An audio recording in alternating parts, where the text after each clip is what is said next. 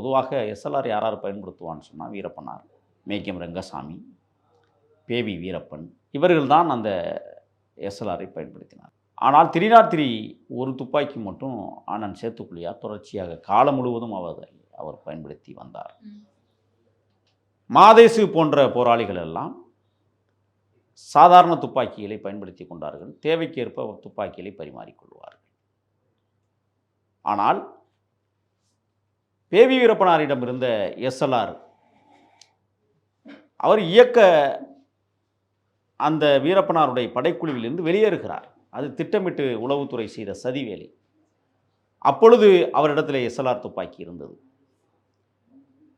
அவன் தனியாக பிரிந்து போகிற போது எஸ்எல்ஆரை எடுத்துக்கொண்டு செல்கிற போது வீரப்பனார் சொன்னான், நீ போக வேண்டும் என்று முடிவெடுத்து விட்டாய், நீ போய் பொழைச்சிக்கோ, ஆனால் எஸ்எல்ஆரை தர முடியாது அப்படின்னு சொல்லி எஸ்எல்ஆரை பறிச்சுக்கிட்டு நாட்டு துப்பாக்கியை கையில் கொடுத்து இதை வச்சு நீ பொழைச்சிக்கோ அப்படின்னு சொல்லி தான் அனுப்புனார்.